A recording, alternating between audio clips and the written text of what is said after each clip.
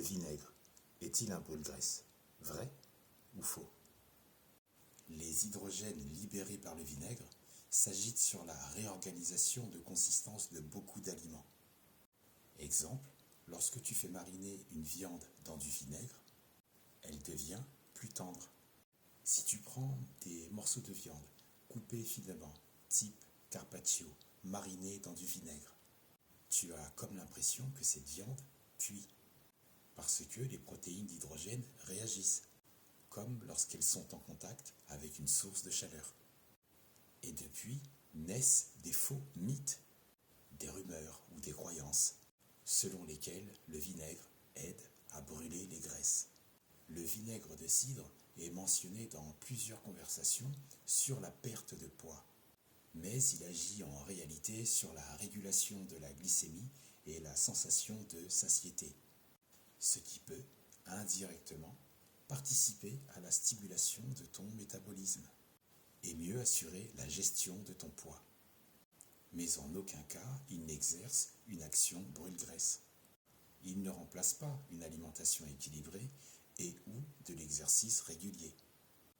Donc, brûle-graisse, à effet direct, immédiat et puissant, c'est une légende. Mais que penses-tu des articles qui disent que le vinaigre fait fondre le gras? Juste que ça va pousser les adeptes des régimes à utiliser, à consommer du vinaigre à outrance sur des estomacs innocents.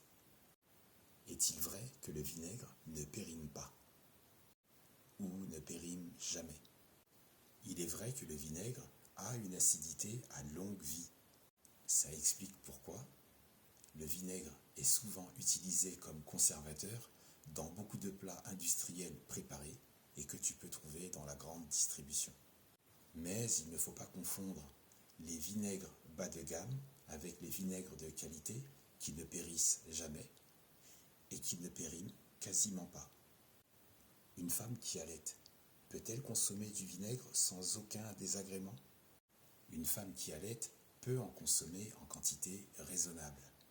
Que ce soit une cuillerée à soupe de vinaigre de cidre dilué dans un verre d'eau ou quelques gouttes sur les aliments, les marinades, les salades, c'est toujours intéressant en petite quantité.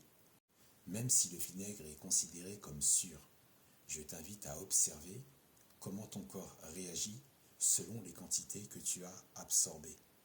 Assure-toi de maintenir une alimentation équilibrée pour ton bien-être et celui de ton bébé.